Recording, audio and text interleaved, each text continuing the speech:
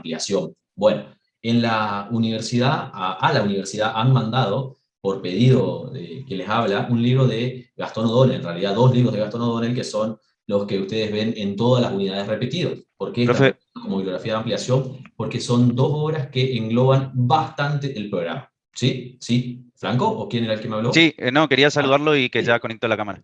Perfecto, perfecto, bien. Bueno, como les iba diciendo, nosotros vamos a ver hoy derecho civil. Y antes de empezar con el desarrollo de la unidad temática, lo que tenemos que hacer es un breve recuerdo, parangón, comparación de la legislación existente hoy, en realidad a partir del 2016, de agosto del 2016, a hoy y a lo que viene hacia adelante, y antes de eso. ¿Sí? Me escucharon a mí decir varias veces, habrán leído, habrán escuchado también a gente hablar del Código Civil y Comercial Unificado, o Código Civil y Comercial a secas. Bueno, cuando nos referimos a esto, necesariamente tenemos que pensar de que si hoy está unificado, en algún momento estuvo separado. Esa legislación estuvo separada. Por un lado existió el Código Civil y por el otro lado existía el Código Comercial. Bueno, esto vivió así, la legislación se dio así, hasta el año 2016, hasta agosto del 2016. En el primer momento era agosto del 2015, ya se había aprobado, el proyecto se había transformado en ley, pero se postergó por un año su entrada en vigor, su entrada en vigencia. Estoy hablando del Código Civil y Comercial de la Nación, siempre de la Nación. ¿Sí? Bueno, antes de esto yo le decía que existía un Código Civil por un lado y un Código de Comercio por el otro. El Código de Comercio anterior tenía algo así como 1600 y pico de artículos. El Código Civil, es el Código de Comercio, el Código Civil tenía algo así como casi 4700 artículos, si no me equivoco, 4.000 y pico, en realidad, menos de 4.100, perdón, y el Código Civil y Comercial tiene 2.671 artículos. ¿A qué viene todo esta enumeración de cantidades de artículos de estos sistemas legislativos? Porque el código es un sistema legislativo. Hacerle ver a ustedes que si antes el Código Civil tenía 4.000 y pico de artículos, 4.100, un poco menos en realidad.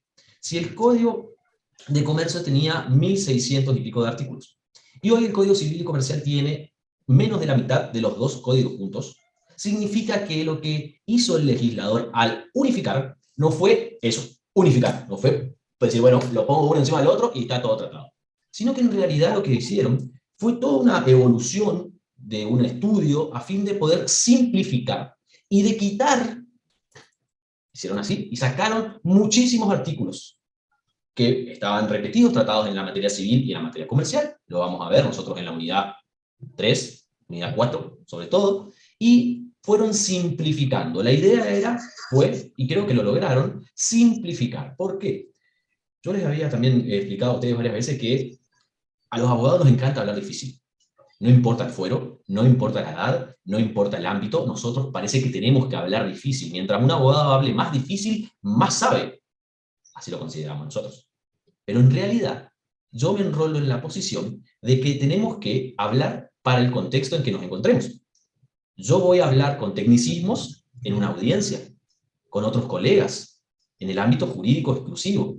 Ahora, yo aquí tengo que hablar de otra forma para que ustedes me entiendan. Lo mismo si estuviese en un asado, si estuviese explicándole a un familiar o cuando ejercía la profesión.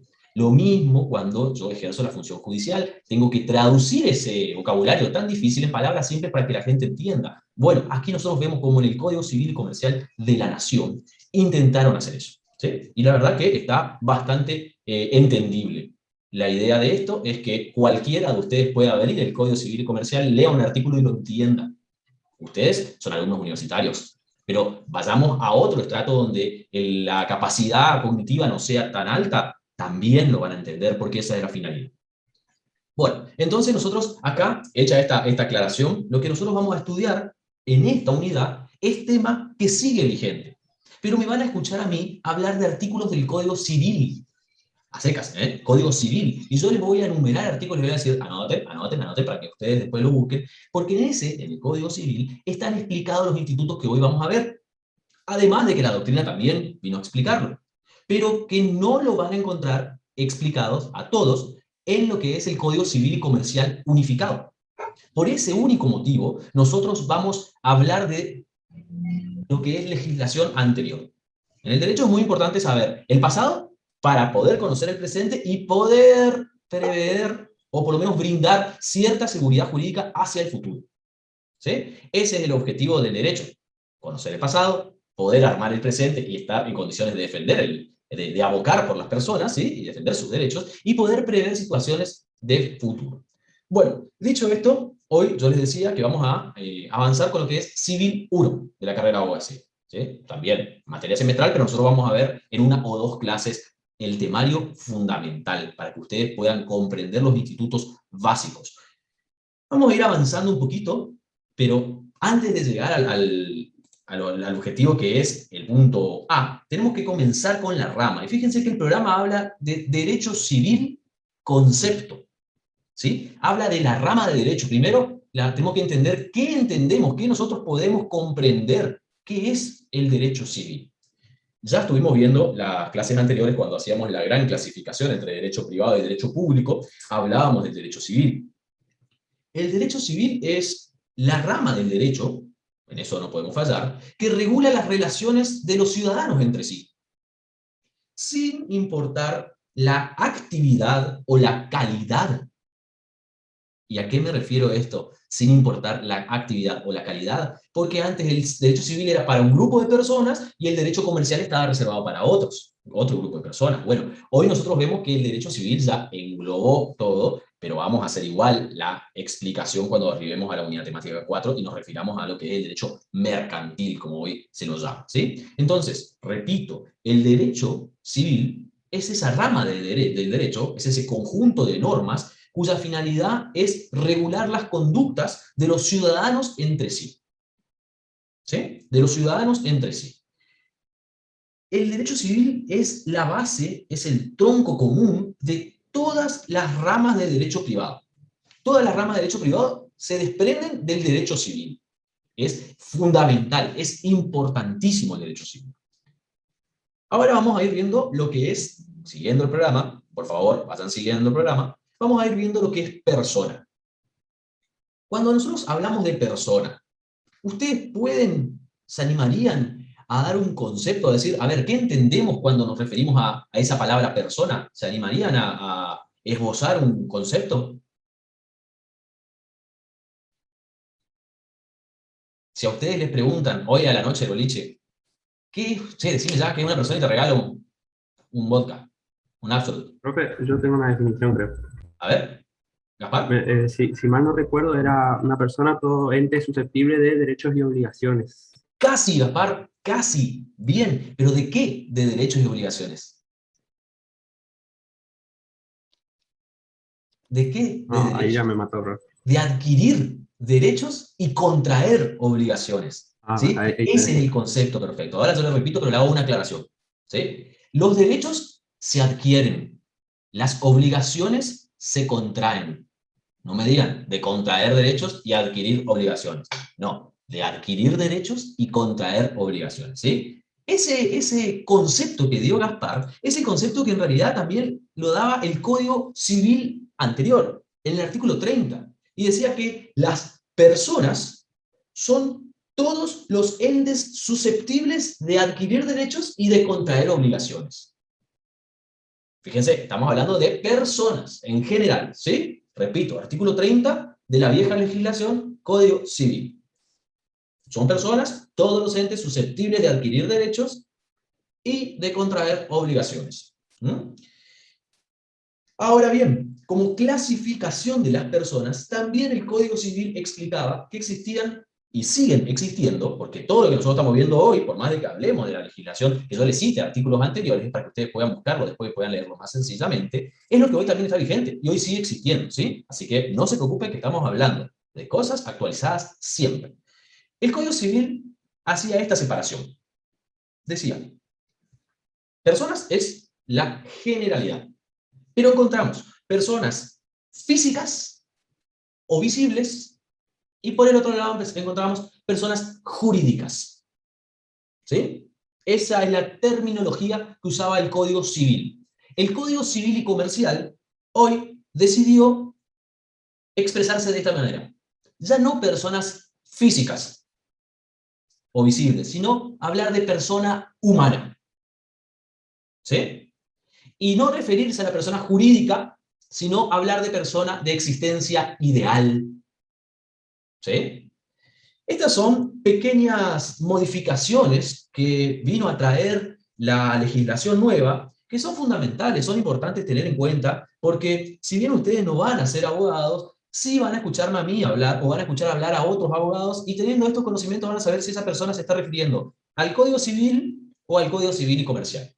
Y van a poder ustedes saber, ¿esta persona estudió con el libro viejo o estudió con el libro nuevo? En definitiva, ¿sí? Pero bueno, ustedes, yo se los permito que ustedes sepan y que hablen de personas físicas, o sea, de existencia física, pero también tienen que saber, existencia física o existencia visible, por supuesto, pero también tienen que saber que a mí me gusta, porque es la forma de expresar, decir de persona humana. ¿Sí? Y por el otro lado sería la persona jurídica o de existencia ideal. Bueno, el artículo 31 del Código Civil, siguiente al que nosotros estuvimos viendo, decía que son de personas de existencia ideal o de una existencia visible. Ahí hace la clasificación que yo les digo, el código, ¿sí?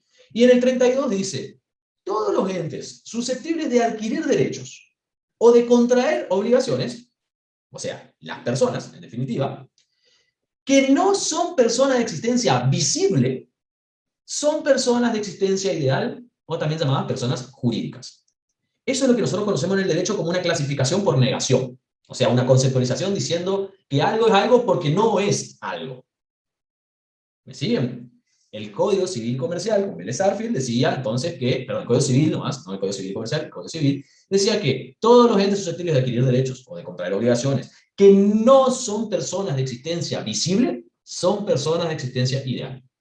¿Sí? Bueno, ¿cuáles son entonces las personas de existencia visible? Porque estamos hablando de las que no son de personas de existencia visible, son las personas de existencia ideal, las personas jurídicas. Bueno, ¿cuáles son las personas de existencia física o de existencia visible? O hoy también, como yo les digo, y les voy a repetir toda la clase, persona humana para la legislación y para la doctrina. ¿Qué piensan ustedes? Profe, disculpe que le cambie de tema. ¿Sí? No me están dando la cámara, voy a reiniciar la compu para que después me vuelva a aceptar nomás. Dale. Avisar. Dale. ¿Qué tiene que tener una persona para ser considerado persona humana o de existencia visible? Profe, yo creo que la diferencia entre una y otra radica en cómo nace esa persona, digamos. Tanto, supongo yo, que sería humana si nace a partir de la concepción y si sería ideal si nace a partir de un contrato, digamos. Bien, bien. Esa es una de las formas de ver cómo diferenciar, ¿sí? A través de su nacimiento. Perfecto. ¿Cómo nace una persona de existencia ideal? A través del contrato que la crea, ¿sí? O sea, que la conciben a través de un contrato. No es que Coca-Cola y Telecom tienen relaciones y nace una nueva sociedad. Una persona física o una persona humana nace a través de un... Hoy ya hablamos de concepción, pero de concepción, antes se decía concepción en el seno materno. Bueno, hoy tenemos que decir concepción en el seno materno, pero también fuera de él. ¿Por qué? Porque existen las concepciones o las fecundaciones in vitro, ¿sí? Como una gestación distinta a la que otrora, tiempos atrás, estudiábamos nosotros, y que tiene que tener un resguardo de la legislación. Entonces, esa es una forma de explicar o de diferenciar persona ideal, entiéndase como jurídica, de persona física, persona humana. ¿Qué otra forma podemos utilizar nosotros para decir, para poder entender y poder separar estos dos tipos de personas, estas clasificaciones de personas?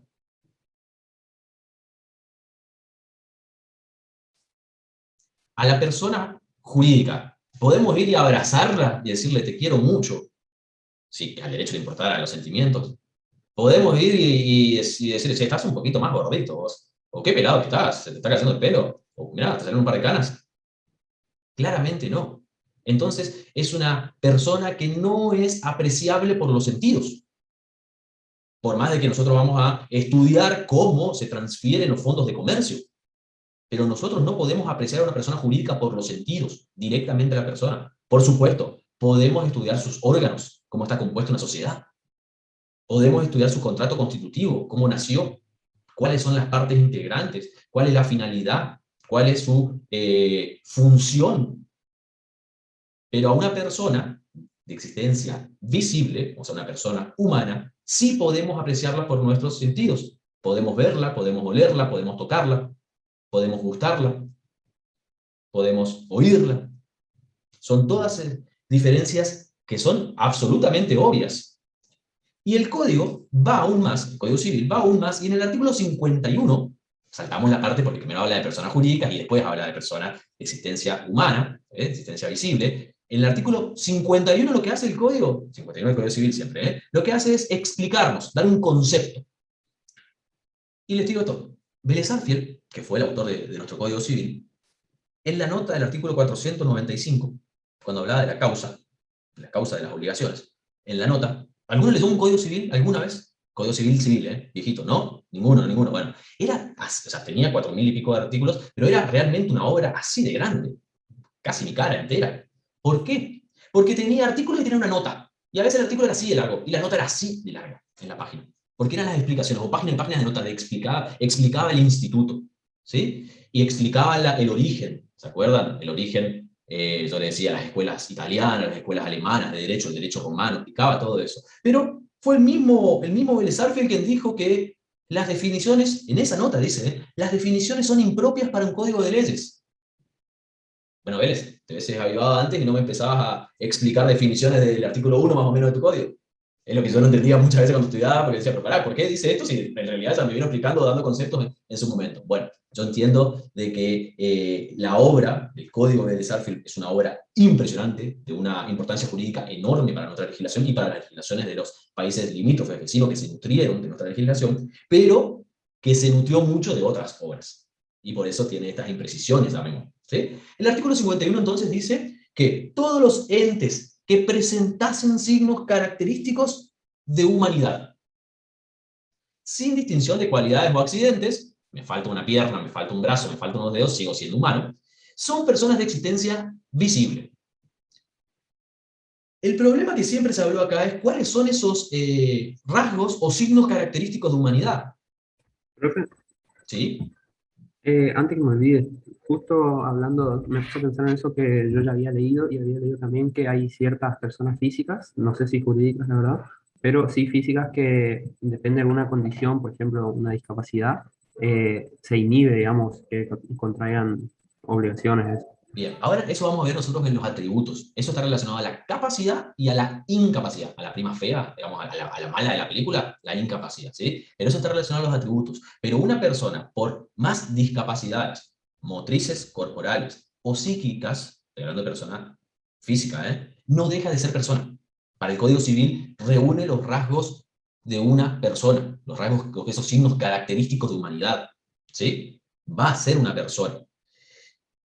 En cambio, lo que es ya persona jurídica, hace de nuevo el código una clasificación. Y después volvemos un poquito a lo que es persona física. Pero hace nuevamente una clasificación. Y dice, en el artículo 33, dice, las personas jurídicas pueden ser de carácter público o de carácter privado. Y dice, tienen carácter público el Estado Nacional, las provincias y los municipios. ¿Sí? Primer inciso. Después dice, las entidades autárquicas. ¿Sí? La Iglesia Católica. Y después dice, tienen carácter privado, del otro lado, las asociaciones y fundaciones y demás, y las sociedades civiles y comerciales. ¿Sí? Además de eso, en el 34 habla de que también son personas jurídicas los estados extranjeros. Sus municipios, sus provincias, sus establecimientos, corporaciones, también son estados extranjeros, son, perdón, personas jurídicas, públicas. Ahora, las sociedades, las asociaciones, las fundaciones de los estados extranjeros son considerados personas jurídicas privadas. ¿Sí? Volvemos al inciso 3 de este artículo que dice que la Iglesia Católica es persona jurídica pública. Esto va en consonancia con lo que nosotros veíamos en la clase pasada de la Constitución respecto también a la fe o a la religión católica. Entonces, si la Iglesia Católica es persona jurídica, las demás iglesias, ¿qué son?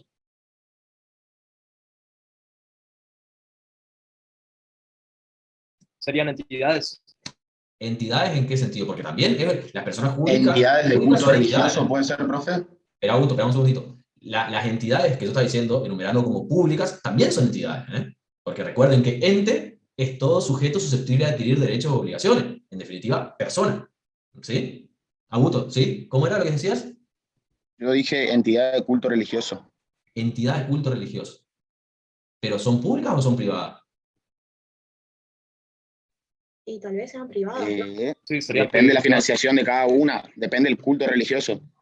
Hay algunas que Porque reciben dice que financiación del sí, Estado dice y que hay otras religiones, no me acuerdo el nombre ahora, pero hay algunas que tengo entendido que uno tiene que entregar todo su salario o algo así, era. No tengo la certeza de cuál es. ¿Alguno Alguien más? seguramente ubicar. la evangélica, creo. Puede ser. Tal vez sean privadas, profe. Y las Tal vez. católicas públicas. Tal vez, tal vez. Son muy... Que dice que las únicas que son entidades públicas son las católicas, lo hace específico, ¿entendés? Entonces cualquier otro Claro. tipo de evangélico, luterano, no sé, la cantidad de otras ramas de religión que sean, tienen que entrar sobre las privadas. Privadas, profe. Exactamente. Ahí está, ahí quitamos el tal vez. El código es claro, dice, la Iglesia Católica es un sujeto de derecho público, o sea, una persona jurídica pública. No habla de las demás religiones. Al no decir, se entiende que son de derecho privado. O sea, son personas de carácter privado, personas jurídicas de carácter privado. Independientemente, obvio, que todas estas religiones tienen su gran ingreso de parte privada. ¿Pueden llegar a recibir algún dinero por parte del Estado? Eventualmente sí, pueden. Pero no es su forma de mantenerse. En cambio, la Iglesia Católica, su fuerte de mantención en Argentina es el Estado. Subsidiariamente son los aportes de los fieles. Las otras es al revés. Los aportes de los fieles y subsidiariamente el Estado. ¿Sí? Lo que el avance del derecho va demostrando, también de la economía y de la sociedad, es que la religión es necesaria para los hombres y las mujeres. Pero ya no es considerada esencial. No es lo mismo que hablábamos en 1800, en 1700, cuando la fuente de toda fe y confianza era Dios. Y de Dios venía imbuido, recuerden el Dios naturalismo, el poder. Y le bajaba a una persona, el gobernante, y ese príncipe, según Maquiavelo, era el que administraba. No, hoy no. Hoy hay mucha gente que no cree en nada. Y bueno, entonces esos mismos son, o inclusive los que creemos, decimos, ¿y es necesario que mantengamos a las iglesias en el porcentaje enorme de la Iglesia Católica o en el porcentaje mínimo de las restantes iglesias, religiones? Para mí la respuesta es no. Pero es un debate que tiene que ser generado, en algún momento va a ser generado. Pasa, no se olviden, la religión sigue teniendo una fuerza enorme, un poderío enorme. Un poderío social, un poderío económico, un poderío político. Eso, hacer tambalear esa institución, no es fácil. Y fíjense que yo no me estoy refiriendo solo a la Iglesia Católica, ¿eh? Me estoy refiriendo a toda la religión. No ataco a la religión, pero sí pienso, ¿es necesario la unión, la mancomunión con el Estado? Esa discusión es la que tenemos que entablar en algún momento, ¿sí? Porque claramente la torta sigue siendo chica. Y cada vez la torta permanece en el mejor de las formas de su tamaño, pero la población, o sea, los que tenemos hambre y queremos comer de la torta, somos más. Bueno, hay que buscar la vuelta para poder alimentar a todos. Bien. Ahí nosotros entonces hicimos esa clasificación. Primero hablamos de persona, después hablamos de los dos tipos de personas, persona jurídica y persona de existencia visible, física, o también llamada persona humana, hoy en día, y dentro de la persona jurídica hablamos de la persona jurídica pública y de la persona jurídica privada. Fíjense que la persona física no se clasifica, es persona física. Dijimos, siempre que reúna los signos característicos de humanidad, es persona física. No vamos a encontrar una persona más física y una persona menos física. No, son todas personas físicas, ¿sí? Estas personas de existencia visible, las personas físicas o personas humanas, son también capaces de adquirir derechos o de contraer obligaciones. Y la personalidad, esa característica que las hace distinta, se la adquiere cuando nace este sujeto con vida. Nace el ser humano y nace la personalidad. Esa calidad jurídica se adquiere con el nacimiento con vida. Y ustedes podrán estar pensando, che, acá está cometiendo un fullo. Acá se está equivocando, Javier. Porque en realidad está hablando de nacimiento con vida. Y sí, obvio que va a nacer con vida. Si no, no nace. Bueno, en el derecho también nosotros conocemos la posibilidad esa de nacer muerto. ¿Sí? O sea, de lograr el alumbramiento, pero esa persona no tiene vida. ¿Saben lo que es un nasciturus? Les voy a escribir con mayúscula acá, del latín. El nasciturus es el ser concebido, pero aún no nacido. ¿Sí? Es el feto. Bueno, ese es el nasciturus. En el derecho nos referimos nosotros al ser concebido, pero aún no nacido. Ese ser concebido, pero aún no nacido, tiene derechos, goza de derechos. Esos derechos fueron modificándose, pero, por ejemplo, puede recibir una herencia. Ustedes dirán, pero ¿cómo va a ejercitar ese derecho? No puede ejercerlo. Puede, si nace vivo. Así nazca vivo un segundo, ya recibió esos derechos. Con el nacimiento vivo, y hereda, o sea, transmite esos derechos. Por ejemplo, un multimillonario conoce a una pareja que está embarazada y le cambia la vida en sus vacaciones, armando el ejemplo en mi cabeza, y le dice, bueno, mira, yo a tu hijo no nacido aún, pero yo le voy a donar $1.000.000. Va a heredar $1.000.000 de mi parte. Va a heredar cuando se muera, pero si no, le voy a donar $1.000.000. Bueno, condición esencial es que nazca vivo. Una vez salió y es un segundo de vida, y ya eso va a pasar a su derecho, y por supuesto, si muere, van a heredar sus causantes. A eso nos referimos cuando hablamos de nacimiento con vida o nacimiento o nacido muerto. ¿Sí? Fíjense que yo les explicaba también que ya no hablamos más de la concepción en el seno materno. Hablamos de la concepción en el seno materno y las condiciones o las concepciones in vitro, o sea, fuera del seno materno, que se realizan. También son protegidas y también comienza la vida del ser humano ahí. ¿Sí? Hay una teoría que habla de la fecundación y demás, pero lo importante es la concepción. Cuando nosotros hablábamos también en años anteriores, previo a la ley de interrupción voluntaria del embarazo, también decíamos que tenía derecho a la vida. Ese feto, ese nasciturus, tenía el derecho a la vida y estaba amparado constitucionalmente. Bueno, hoy vemos que eso fue modificado y que se le dio prioridad a la madre a la opción. ¿Sí? La interrupción, o en realidad el aborto, estaba legislado, doblemente legislado, ya en el Código Penal, como delito y como facultad cuando era producto de una violación o de un abuso. ¿Sí? Hablaba de una mujer idiota. Esa frase puede chocar mucho. Entiéndanme, yo hablo jurídicamente, por favor no se sientan afectadas, pero el Código Civil también hablaba de mujer idiota. Ustedes me habrán escuchado a mí muchas veces hablar de objeto de derecho y de sujeto de derecho. Y yo les decía, mujer, niños y animales.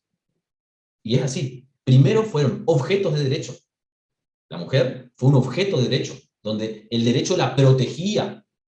Después se fue dando cuenta del derecho que hay que protegerla, pero no hay que quitarle la calidad de sujeto. ¿Cómo no va a ser sujeto igual que el hombre? Por supuesto que sí. Entonces le dieron el lugar que correspondía. Lo mismo con los niños. Eran objeto de protección jurídica. No. Avanza la legislación, avanza la sociedad y se dan cuenta los doctrinarios que en realidad son sujetos. Son sujetos de derecho. Bueno, con los animales todavía esta segunda parte no se dio. Son objetos de derecho.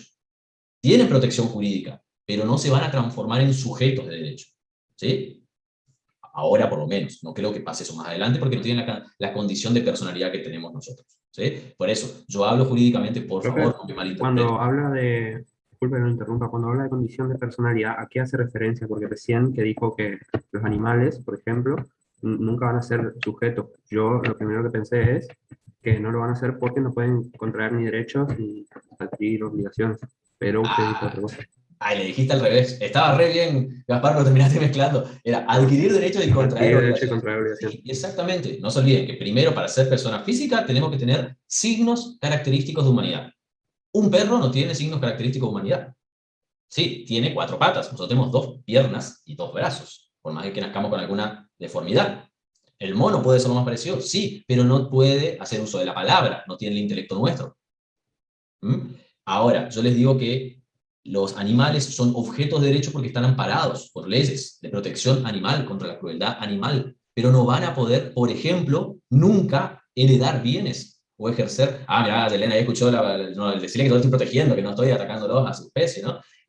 Pero nunca van a poder gozar de derechos por sí propios, sino que en realidad, y esto lo dice la doctrina, hay una doctrina minoritaria muy chiquita que dice que en realidad esta protección a los animales no es más que la protección derivada también de la protección al medio ambiente y de la protección que debemos dar al hombre y a la mujer.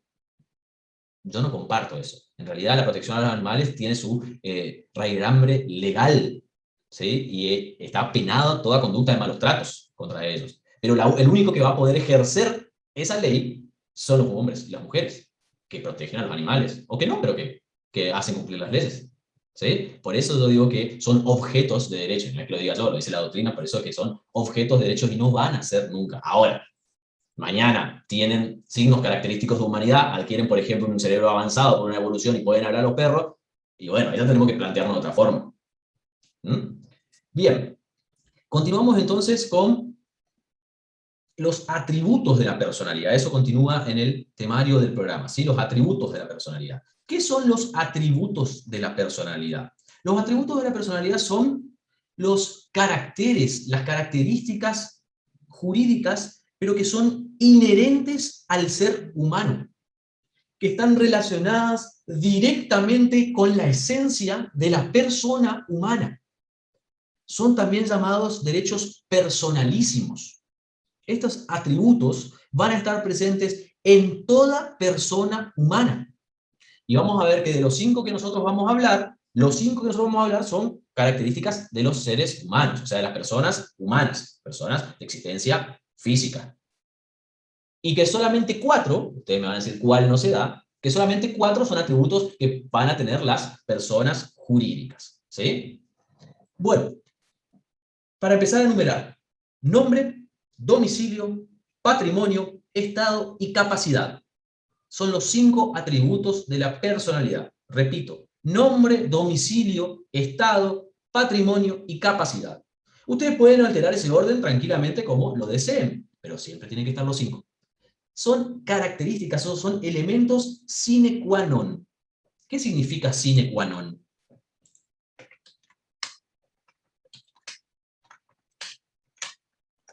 Así en latín. Cuando yo hablo de condiciones o de elementos sine qua non, estoy hablando de requisitos esenciales, fundamentales, que si no se da, tan solo uno de ellos no se da, no podemos hablar de persona. ¿Sí? Sí o sí, todas las personas van a tener nombre, van a tener patrimonio, van a tener estado, van a tener capacidad y van a tener domicilio. Vamos a comenzar con el nombre. El nombre es la forma de identificar a la persona. Hablamos de un derecho-deber. ¿Por qué? Derecho-deber, no derecho-deber, sino derecho/deber. ¿Por qué? Porque sirve tanto para la identificación del sujeto con la sociedad, como la forma de identificar que tiene el Estado a un sujeto. De las dos facetas es fundamental el nombre. ¿Sí? Hasta antes de la entrada en vigor de lo que es el Código Civil y Comercial, se encontraba regulado por una ley especial que todavía está en el programa, que es la Ley 18.248. Bueno, esa ley fue subsumida por el Código, fue receptuada por el Código, y se establece que toda persona humana tiene derecho y tiene deber de usar el nombre y el apellido que le corresponde. ¿Sí? Yo les decía, y esto tengan en cuenta siempre, que el nombre es el medio de identificación del sujeto, de una persona dentro de una sociedad determinada, como así también es el derecho ese de identidad que tiene ese sujeto de que sea identificado. Yo soy Javier Roy. ¿Sí? Eso le permite al Estado conocerme a mí, pero también me permite a mí identificarme conmigo mismo y con mis pares, con la sociedad, en una sociedad determinada. ¿Y cómo está compuesto el nombre? ¿Alguno sabe cómo está compuesto el nombre? ¿No se puede repetir? Era nombre, pronombre y apellido, o algo así, ¿o no? El nombre Creo que está era compuesto como nombre dice de ayer. pila y algo más. El prenombre, no pronombre, prenombre es el nombre de pila. ¿Sí? Y el apellido es lo que es, o sea, ¿cómo está compuesto el nombre de una persona? Por el prenombre y el apellido. Prenombre nosotros lo llamamos como nombre de pila también, ¿sí? Vamos a tomar mi caso, que es un caso emblemático jurídicamente, porque yo hago uso del número máximo de nombres permitidos. Me refiero a prenombres permitidos, ¿sí? Ustedes ven, saben, por herencia familiar paterna, yo tengo 3 nombres: Luciano, Franco, Javier. Llegué al máximo posible de los prenombres permitidos. Se pueden tener hasta 3 prenombres. Más de eso ya no. Mínimo 1, máximo 3. ¿Sí? ¿Qué puede ser utilizado como nombre? O sea, como nombre de pila. Los nombres en castellano, el ejemplo nuestro, los castellanizados, Brian, Kevin, ¿sí? Nombres de origen autóctono nuestro, por ejemplo, cuando nos referimos a las lenguas de los aborígenes, o sea, de los pueblos originarios, así deben ser denominados, los apellidos que se fueron utilizando y fueron aceptados como nombre. Mi nombre, Franco, es un apellido, pero fue aceptado como nombre. La historia Franco Zámparo, vos también deberías conocerla. Nuestro nombre es un apellido, pero fue aceptado como nombre también. ¿Sí? Y que no puede ser utilizado como nombre. Todo lo que sea ofensivo a la moral y a las buenas costumbres. ¿Sí? Eso no puede ser utilizado como nombre. ¿Cuántos apellidos pueden ser permitidos para una persona? 2 creo que eran, profe, ¿puede ser? ¿El de la 2. madre y del padre o no? Bien. Hoy en día, esto fue una modificación muy fuerte que presentó el Código Civil y Comercial, se admite la incorporación del apellido de los dos progenitores. Mamá, papá, papá, papá, mamá, mamá. ¿Sí? De los dos se los puede ya inscribir de esa forma. Antes había que optar. Antes, me refiero, antes de la entrada en vigor del Código Civil y Comercial de la Nación, había que optar, y generalmente siempre se optaba o se le daba el nombre, el apellido del padre, siempre que se lo conociese, ¿no? Y que lo reconociese el momento, ¿sí? ¿Esto puede ser modificado en el tiempo? Sí, las dos cosas. El nombre de pila y el apellido puede ser modificado. Ahora, para ser modificado, el sujeto tiene que demostrar un interés legítimo. A ver, ¿por qué yo quiero cambiar mi nombre? Porque mi nombre de pila me refiero, ¿no? ¿Por qué yo quiero cambiar el apellido?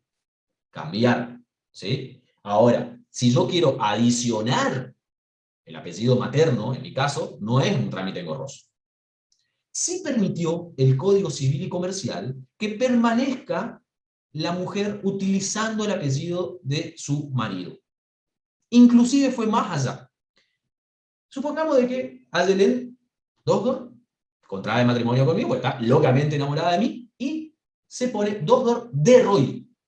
¿Sí? Así, Dosdor de Roy queda su apellido. Supongamos de que ella es, en su profesión, cuando se reciba, empieza a adquirir un renombre muy fuerte y la conoce como la licenciada Dosdor de Roy. Y nos separamos. Y yo le digo, bueno, vos te vas, yo me voy con todo, me voy con el apellido mío también y te lo sacás. Hay sentencias, ustedes dirán esto que es tonto, ¿no? Pero hay sentencias que autorizaron, y hoy ya es común autorizar a la mujer continuar en el uso del apellido de su expareja. ¿Sí? Ustedes dirán, pero ¿por qué va a querer ella continuar con mi apellido? Porque supongamos de que ella es conocida como Dosdor de Roy, en el ámbito ese, y si quita esa parte, la última parte de Roy, ya no va a tener el mismo, digamos, la misma fuerza, el mismo conocimiento, el mismo reconocimiento. ¿Sí? Esto también fue permitido para que las mujeres puedan adicionar. Ya no es más, en su momento fue obligación ese sentido de pertenencia, hasta suena así como un sentido de pertenencia, ¿no? Pero hoy es optativo. Si contrae matrimonio dos personas, pueden optar por incorporar a su apellido el apellido de su pareja. Fíjense, optar. Y pueden inscribir a su hijo con el apellido de cualquiera de los dos progenitores, como yo le dije, papá, mamá, mamá, mamá, cualquiera, uno de los dos, o con los dos. ¿Sí? Recuerden, nombre de pila, mínimo 1, máximo 3. Apellidos, puede ser también mínimo 1, máximo 2. ¿Sí? Así de simple tiene que ser la cuestión. Pueden darse otras cuestiones que son más complicadas. Supongamos que los padres no se pongan de acuerdo el nombre de la criatura al momento de la inscripción. Bueno, en definitiva ahí el que va a decidir el nombre va a ser el oficial que lo inscribe. Siguiendo el ejemplo, Selén, con tu permiso, vamos a inscribir a nuestro hijo. Bueno, vos querés que se llame Pedro, y yo te digo, no, que se llame Jorge. No, bueno, se enojó el oficial y dice, bueno, se va a llamar Roberto. Y listo. También puede suceder eso cuando no es reconocido por padres, o que, por ejemplo, fallecen sus padres y hay que inscribirlo. ¿Sí? Y también puede inscribirse a una criatura que sea desconocido totalmente su apellido, con algún apellido de uso común. También facultad del oficial que inscribe los nacimientos, registro de las personas, me refiero, ¿sí? De la capacidad de las personas se llama ahora. Bueno, Ese es el primer atributo. ¿Sí? Nosotros tenemos que saber que también existe otra forma de identificar a una persona y que esa otra forma también tiene una protección jurídica. Y esto es el seudónimo. El seudónimo es un nombre de fantasía, con el cual yo oculto mi identidad verdadera y está siempre relacionado al ambiente artístico. ¿Sí? Puede ser un nombre de fantasía, generalmente puede ser un apodo, o puede ser un nombre y apellido, me refiero. Un nombre de pila o puede ser un nombre y un apellido. ¿Sí? Ese seudónimo no reemplaza al nombre y apellido de la persona para el aspecto jurídico legal, pero sí le va a permitir protección. Llamémosle Susana Jiménez. No sé cuál es el nombre verdadero de Susana Jiménez, en su momento supe, no es algo tan importante para mí, pero Susana Jiménez seguramente se llamará con otros nombres dentro, ¿sí? Con los artistas sucede muchísimo, pero sucede aún más con los escritores que reservan su identidad y utilizan ese seudónimo a través del cual ejercen. Bueno, ese seudónimo está protegido. Mañana yo no puedo querer ser Susana Jiménez, por más de que no me dé el color de pelo, ni la cabecera, ni la altura, ni la forma de hablar, ni nada. Porque eso está protegido para eso. No hay un registro de seudónimo tampoco, no piensen eso. Bien, vamos continuando con el domicilio. Estamos analizando los 5 atributos de la personalidad, ¿sí? Estamos siguiendo el programa respecto a los atributos. Vimos el nombre, vimos ahora el domicilio. Vamos a empezar a ver el domicilio, ¿sí? El domicilio es el lugar donde una persona se asienta. En definitiva, si tenemos que definir al domicilio, tenemos que decir eso. Es un lugar físico donde una persona se asienta. Pero tenemos que hacer clasificaciones dentro de los tipos de domicilios que pueden existir. El primero y más conocido de todos es el domicilio real. ¿Sí? El domicilio real es donde nosotros, o sea, donde la persona tiene establecido el asiento principal de la residencia y de sus negocios. Llamémosle entonces de su vida. ¿Sí? Es el domicilio real, donde yo estoy. ¿Sí? Distinto a esto es el domicilio legal. El domicilio legal es donde la ley presume que Javier Roy vive. Es una presunción iuris tantum. Iuris tantum significa presunción que admite prueba en contrario. O sea, que no es iure et de iure, de pleno derecho, que no admite prueba en contrario. ¿Por qué admite prueba en contrario? Porque la ley presume de que yo vivo en tal domicilio, pero yo puedo no residir en ese domicilio. Por ejemplo, yo puedo declarar tal domicilio, y es el que está en mi DNI, el domicilio de mis padres. La ley presume de que yo tengo domicilio ahí y que yo resido ahí. Presume.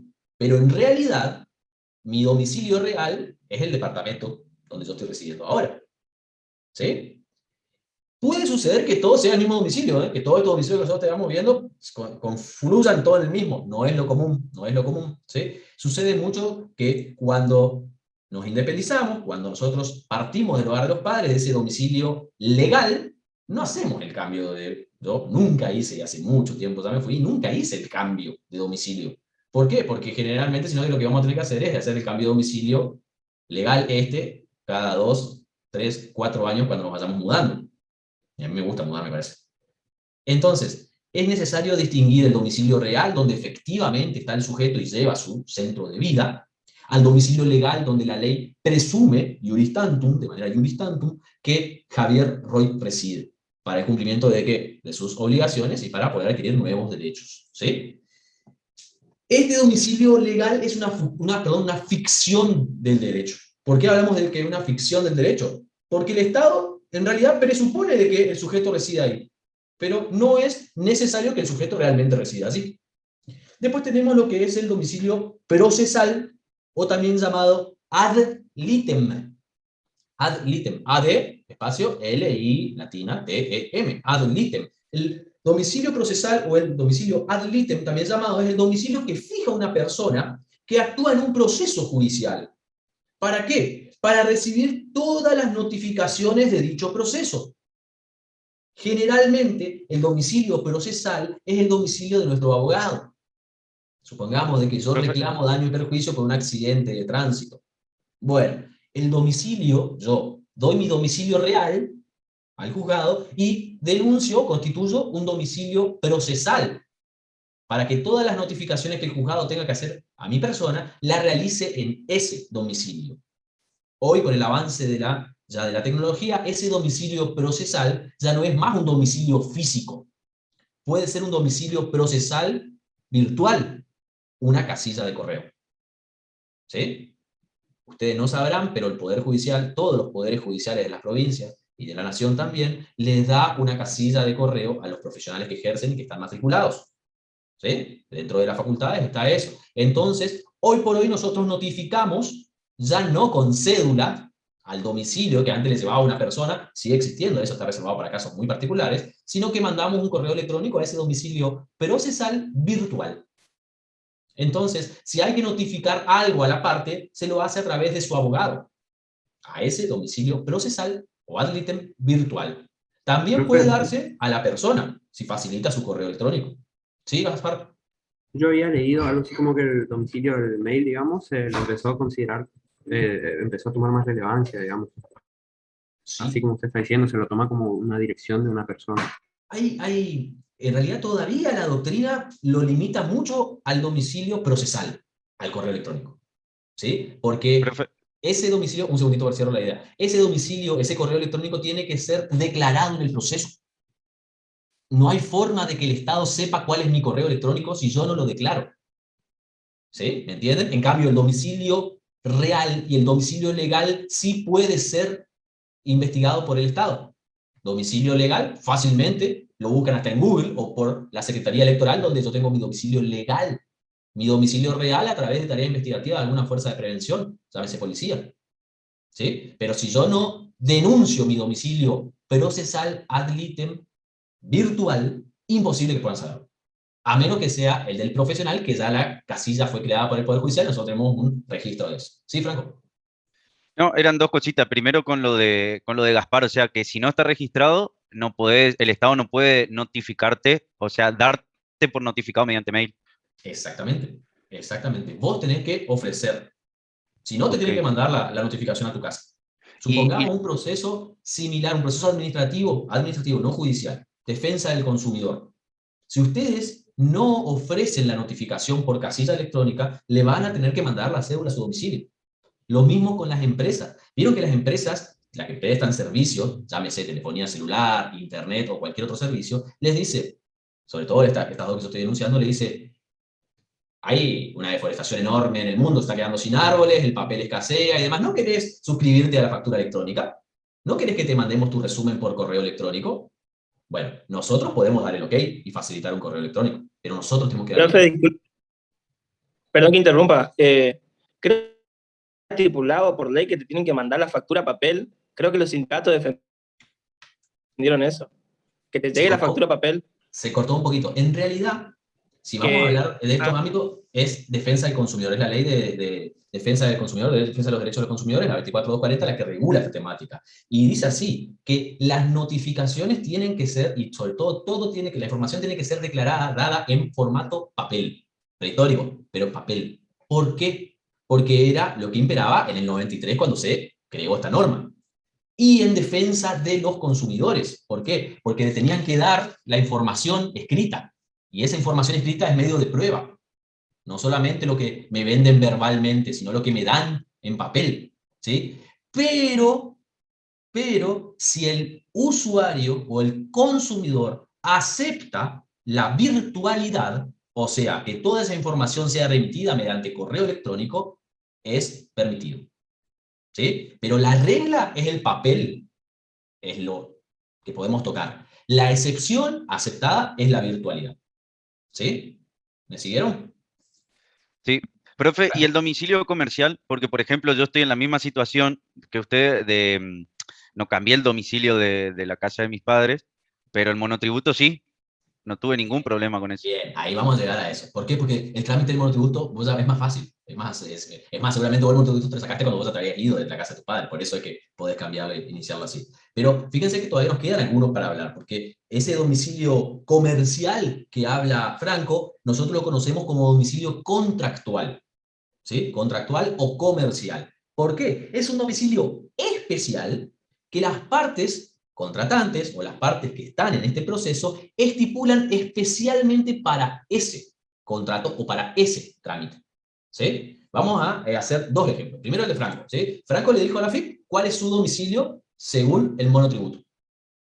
¿Sí? Avenida Siempre Viva, un 724 creo que, no sé cuál era el sitio. Bueno, pero su domicilio legal es calle Falsa 123, también ejemplo de los Simpsons. ¿Sí?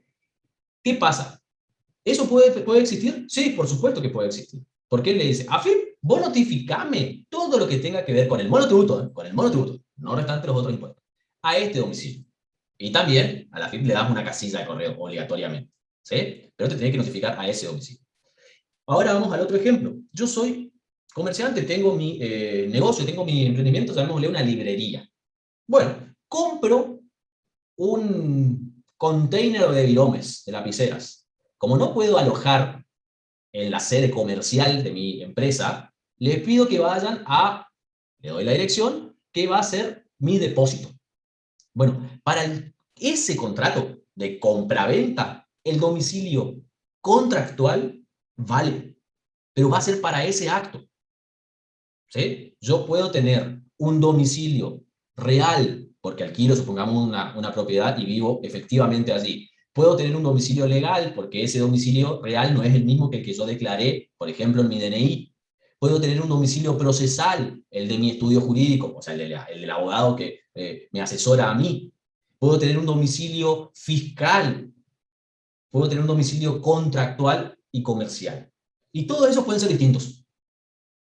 O pueden ser lo mismo.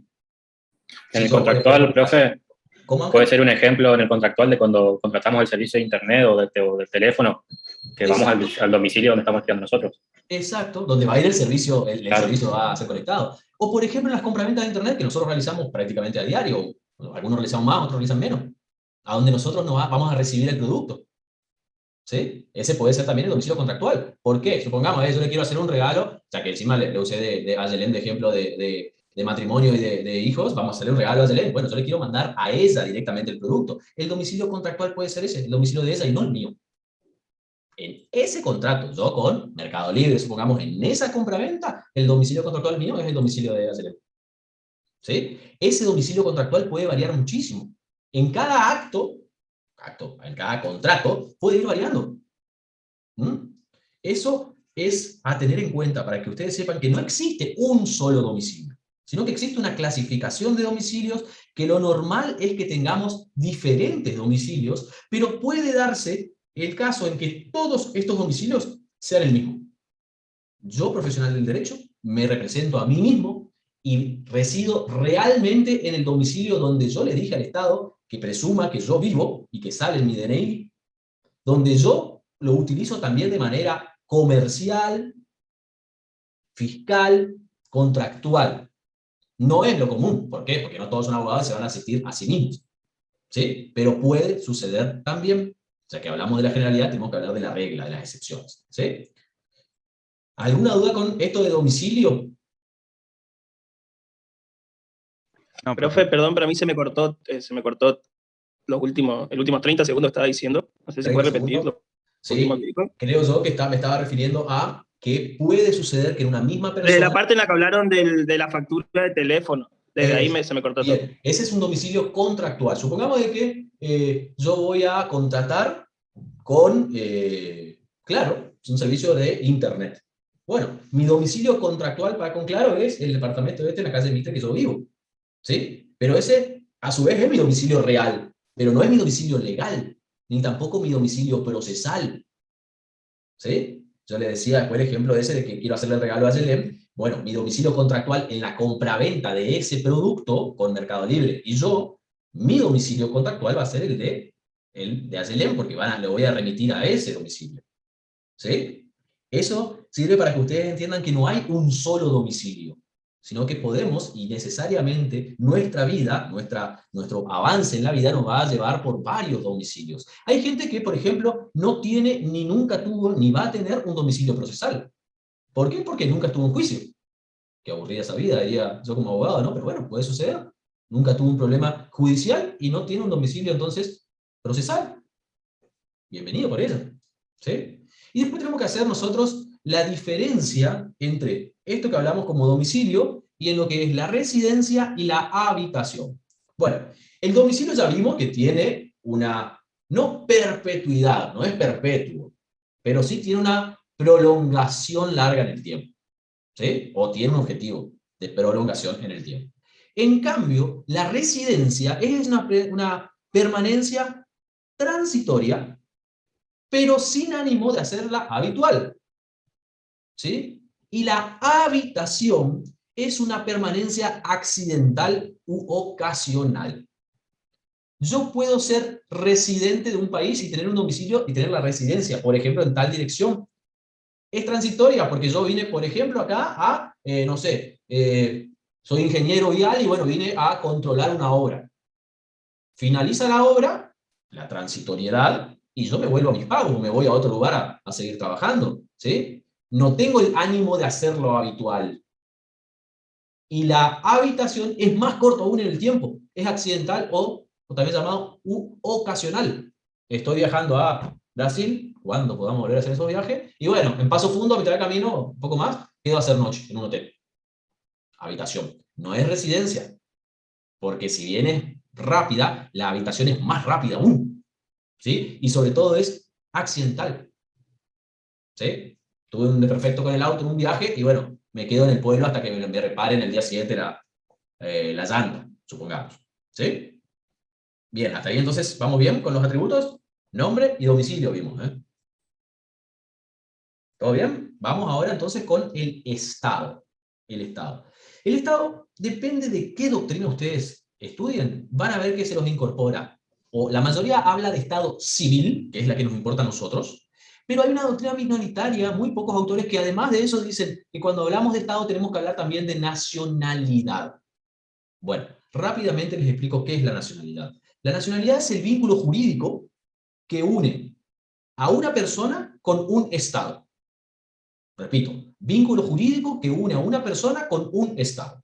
¿Sí? En cambio, el Estado civil es esa representación ante la sociedad que tiene también la persona.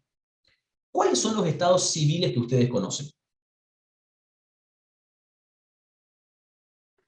Soltero, casado. Pero, casado, viudo, Divorciado también. Divorciado y viudo. viudo, soltero, casado, divorciado, viudo. ¿Y alguno más? Tranquilo. Ese es el soltero. Facebook. ¿Cómo es de ver? Es complicado como la opción de Facebook. Es complicado, sí, exactamente. También, bueno, algunos estamos en esa situación, pero bueno, pero eso es soltero en realidad. En los papeles jurídicos es soltero. El noviazgo, una vez me dijeron, no, pero el noviazgo no es un estado civil. El noviazgo es un vínculo sentimental, pero que no llega a tener esa fuerza que tiene el matrimonio. Por lo tanto, el noviazgo, la persona que está de novio con una persona, con otra persona, está soltera. Así que, Con esto díganle a del... su pareja. Desafío de viernes a la noche, díganle a su pareja lo que tienen, que son solteros. Y mándenme un mail con el golpe que van a recibir, por supuesto, de los hombres. Ah, sí que son solteros, es lindo. Viernes a la noche se me que son solteros. Perfecto, bien. Sí, Franco. Profe, ¿puede ser que con esta unificación del código concubinato o nada que ver? Bien. El concubinato, anteriormente llamado concubinato, hoy conocemos como la unión convivencial. Esta unión convivencial, en realidad, aún no es un estado civil. Los estados civiles que nosotros vimos son 4. ¿Sí? Soltero, con el estado civil con el que nacemos. Necesariamente, para adquirir otro estado civil, tenemos que perder el anterior. ¿Sí? Somos solteros hasta que nos casamos. Cuando nos casamos, dejamos el estado civil soltero, la felicidad, y reemplazamos por otra felicidad, casado. También moriré de felicidad o no, no sé eso, no, todavía a mí no me toca. ¿Sí? Cuando nos divorciamos, reemplazamos este estado civil de casado por divorciado. Y si fallece nuestro cónyuge estando casados, lo reemplazamos por el viudo, el estado de viudez. ¿Sí? La unión convivencial, lo que es hoy en día, antes nosotros conocíamos como concubinato, no es todavía un estado civil. Sí tiene amparo legal. Por ejemplo, si nosotros registramos una unión convivencial, fíjense que estoy diciendo, registramos, ¿hasta dónde? Ante el Registro Nacional de Capacidad de las Personas y la Capacidad de las Personas, ¿sí? Ahí tenemos que registrar, hay un libro, hay un registro especial de las uniones convivenciales. Lo que podemos darle a la pareja nuestra es, por ejemplo, beneficios como puede ser la obra social. Mi obra social puede ser dada para ella también, ¿sí? Además de eso, si yo muero y soy pasible de recibir una pensión, puede cobrarla ella. Si yo muero y yo alquilaba la propiedad donde vivíamos y estábamos registrados en unión convivencial, tiene derecho mi pareja a continuar lo que queda del contrato, viviendo allí, sin ningún tipo de modificación. ¿Sí? Ustedes pensarán, porque muchas veces la gente dice, pero estas cosas no son tan importantes. En realidad sí. Ustedes imagínense nomás, en una unión convivencial, fallece su persona, el amor con el que ustedes están compartiendo, ¿no? Y encima tienen que irse de la propiedad porque estaba a nombre de él, el alquiler. Ustedes eran los garantes, pero estaba a nombre de él. Lo quieren echar. ¿Algo más malo me puede pasar en la vida? Sí, muchas cosas más malas. Pero la idea es que continúe el núcleo de vida de la misma forma que estaba. Lo mismo es con respecto a las obras sociales. Hubo una disputa muy grande de las obras sociales, porque ellos decían, así como yo les dije, el concubinato no es un estado civil. Por lo tanto, solamente nosotros queremos reconocer a los cónyuges legalmente casados. El Estado les dijo, no señores, cuando se registren como concubinato anteriormente, que era un trámite más sencillo, se lo hacían en comisaría jurisdiccional con 2 testigos, uno de cada parte, y decían, sí, mirá, ellos están viviendo hace 2 años juntos y se aman, ponele, listo. La obra social debía brindarle la cobertura. ¿Sí? Hoy por hoy también, por eso, por esas cositas, se inscriben como uniones convivenciales. Y el futuro demarca que cada vez más estas uniones convivenciales, y nos demuestran los números, o sea, la sociedad, está cada vez más utilizada la unión convivencial y no tanto el matrimonio propiamente dicho. Por lo tanto, hay que darle también una protección a estas uniones. Y hacia adelante la protección va a ir creciendo, lentamente tal vez, pero va a ir creciendo. Y está perfecto que crezca la protección, porque nosotros decidimos la forma en que vamos a llevar adelante nuestra vida. Y si deseamos casarnos, bienvenido sea. Si deseamos unirnos convivencialmente, también bienvenido sea. El Estado tiene que apoyar a la población en ese sentido. Rápidamente, antes de la aparición del Código Civil y Comercial unificado, existía una división de bienes muy sencilla en el matrimonio. Bienes gananciales y bienes propios. ¿Sí? Bienes gananciales eran los bienes que se adquirían después de unida a la pareja en matrimonio, y bienes propios eran los bienes con los que yo llegaba a esta pareja, o los que adquiría yo por fruto mío, por ejemplo, una donación o una herencia, donde mi cónyuge no tenía nada que ver. ¿Sí? Esa es la forma muy sencilla de explicarlo, el régimen patrimonial matrimonial. Nos dimos cuenta, los civilistas, en realidad yo en eso no me englobo tanto, pero sí se dieron cuenta ellos, que en realidad había que darle otra forma de protección, porque sucedía muchísimo que era muy difícil identificar cuáles eran los bienes gananciales en serio. Recuerden, bienes gananciales, los bienes adquiridos con posterioridad a la unión, o sea, al matrimonio, pero que fueron fruto de los dos. ¿Sí? Era muy difícil determinar, y por sobre todo era muy difícil de determinar a la hora de los divorcios, porque cuando se hace el divorcio, además de la separación del vínculo, o sea, de decir, este vínculo es inexistente, ya no pesan más ni los derechos ni las obligaciones para cada uno, tiene que decir, bueno, ¿qué hacemos con los bienes? Se tiene que resolver eso también, y los hijos también. No qué hacemos con los hijos, la respuesta como si fuesen unas cosas, sino quién va a tener la representación de esa responsabilidad parental, que es la patria potestad vieja, ¿sí? Quién va a tener la custodia, con quiénes van a residir, cómo va a ser el régimen de mantenimiento, de manutención o el régimen de visita. ¿Sí? Todo eso se busca llegar a un acuerdo. a un acuerdo. Muchas veces no pueden ser, y bueno, lo impone el juzgado de muchas formas. Entonces se estableció de que ya hoy puede existir lo que se conoce como ese contrato prenupcial. Y a los que están en pareja les desafío doblemente, que no solamente les explican a su pareja que ustedes son solteros, sino que les digan y hagan este jueguito realmente, porque ustedes me escucharon varias veces decir a mí que al derecho no le importa al amor, que prueben decirle a su pareja realmente, casémonos, pero hagamos un contrato prenupcial. Prueben, a ver.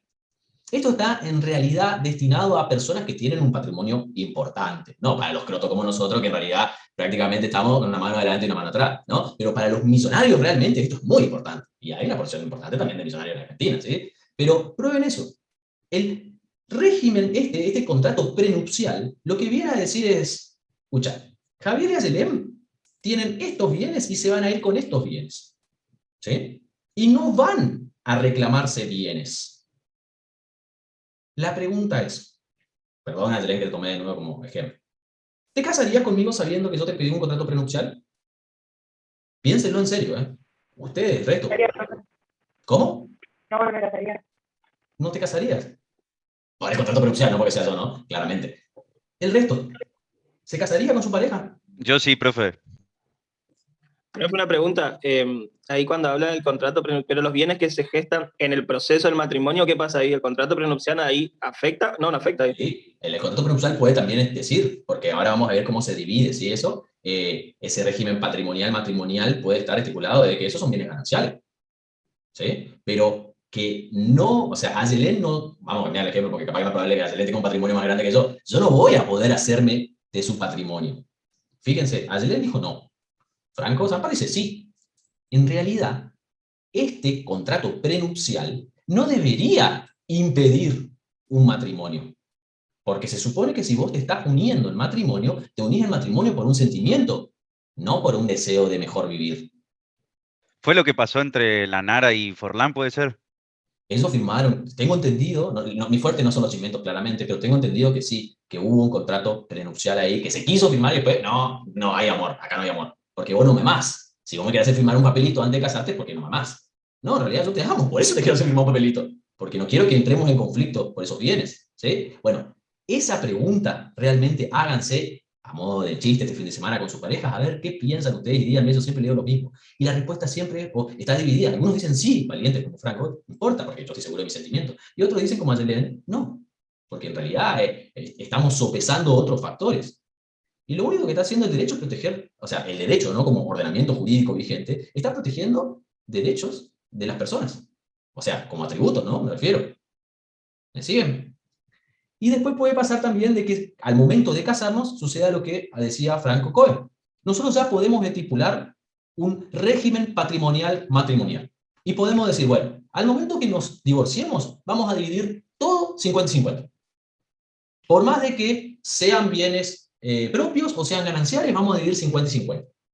O por ejemplo, mirá, como vos no trabajás, pongamos, Adelén está cuidando a los chicos, bueno, igual yo te voy a dar un 60% de los bienes, porque por más de que vos no trabajaste, vos cuidaste a los niños.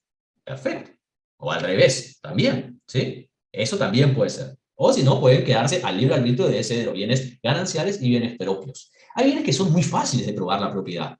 Decir, che, mirá, sí, yo tengo acá una sentencia donde me declararon heredero y heredé un campo.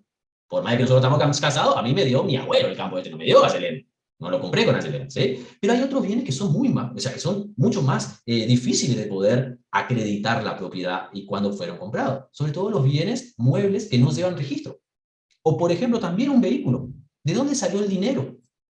Siempre se presupone que son gananciales, porque la idea de la unión es poder afrontar los gastos también, ¿no? Pero es bastante complicado. El fuero civil de familia es bastante complicado, bastante particular. Bien, este no es una clase de derecho de familia, por eso yo no profundizo mucho más, sino que estoy tratando de generar un poquito de discordia en su pareja y que ustedes tengan ideas propias y vayan a la noche y peleen. Profe, bueno, ¿sí? han usado también, o sea, en el matrimonio así que han firmado este tipo de cosas, usufructado cosas. Que estaban a nombre de los dos, entonces en la separación, no, pero esto está usufructado, o sea, acá no podemos, esto no lo podemos vender todavía. Bien. En ese sentido, si es lo que yo estoy entendiendo bien de lo que vos decís, puede pasar, por ejemplo, a ver, este departamento supongamos que es mío. Entonces yo le invito a, cuando nos casamos con Angelén, le invito a vivir acá. Nos divorciamos y yo me voy de la propiedad esta, ¿sí? Bueno, Angelén puede seguir viviendo aquí si llegamos a un común acuerdo, o el juez, o la juez, puede estipularlo de esa forma, que siga usufructuando. Por ejemplo, a ver, te dejo que te quedes 5 años más en este departamento y yo solvento los gastos, el alquiler me refiero, por supuesto, o si fuese mío te lo doy, pero yo me quedo con el vehículo, yo me quedo con el auto que tenemos. Todo eso es una pelea, digamos, ¿no? Una pelea en el buen sentido de la palabra, una discusión, una disputa. Una negociación, profe. Una negociación. Y antes siempre se hablaba del 50-50, y hoy realmente no es esa la discusión, no podemos poner un porcentaje, porque puede variar muchísimo. No me refería... ¿Ah, no te referías a eso, Franco? No. O sea, lo que yo había leído es un caso donde estaba a nombre de las dos personas determinada propiedad, pero en su momento una de las partes agarró y le dio el usufructo a otra persona, un amigo, un pariente, para defenderse ante cualquier divorcio. Entonces, esto vamos a vender, no lo vamos a vender porque el usufructo lo tiene esta persona hasta que se muera. ¿Vos estás diciendo algo así como que le da el nombre de otro, pone sus cosas, sus pertenencias, ¿no? ¿Sí? No tanto, porque todavía, según el ejemplo que está dando Franco, entiendo yo, Gonzalo, que él se refiere a que la propiedad sigue estando a nombre mío y de Angelén, sino que, por ejemplo, yo le dije, che, se lo doy a Luigi. O sea, se lo doy, pero lo invito a Luigi a que viva. No vivimos, nosotros vive Luigi. O sea, Luciano y Angelén son dueños del departamento, está a nombre de ellos dos, ¿sí? Pero Luciano le da a Luigi el usufructo, o sea, mediante los papeles, pero lo siguen usando ustedes, Luciano se lo da a modo de defensa o ante cualquier cosa que llegue a pasar, o sea, teniendo en cuenta un posible, o sea, sabiendo que se va a divorciar, a eso voy a entender. No sé si me explico. No es tan así, porque si Angelén puede demostrar que yo actué con dolo para perjudicarla, me mata, jurídicamente, ¿no? Supongamos de que yo digo, sí, mirá, la preveo el divorcio, digo, sí, mirá, vamos a alquilarle a Luigi. Bueno, Luigi va a poder continuar en la vigencia del contrato de alquiler. ¿No? ¿Sí? Pero lo que no vamos a poder hacer, ni Luigi se va a poder quedar con la propiedad, ni ninguno de nosotros dos va a poder enajenar, disponer esa propiedad porque tenemos una posesión compartida. 50-50, 70-30, lo que fuese. Para la firma como un vehículo, para la firma, para poder disponer de eso, necesariamente voy a tener que tener la firma de Angelén. O sea, cuando me refiero a la firma, me refiero a la conformidad de ella de poder disponer. ¿Sí? Otra cosa distinta es lo que decía Gonzalo. Yo, hábil jugador, sé que puedo llegar a tener problemas o con el fisco, o con mi familia, o con mi mujer. Entonces, yo pago el auto, pero se lo inscribo a nombre de Luigi. El popular presta nombre. El popular presta ferro. Figura jurídica prohibida por nuestra legislación, ¿eh? O sea, no está admitido eso. Pero sí se puede probar. ¿Pero qué pasa? Luigi mañana se revira, por decirlo así, y vende el auto. Y no me tiene que dar nada legalmente. Obvio que si Luigi no me da a mí la plata, voy y le rompo la pierna, porque se maneja en otro ámbito, ¿no? Esa forma. Pero eso es distinto. Acá sucedió que, ¿se acuerdan que yo les hablé? Creo que hablamos un poquito de sociedad anónima unipersonal.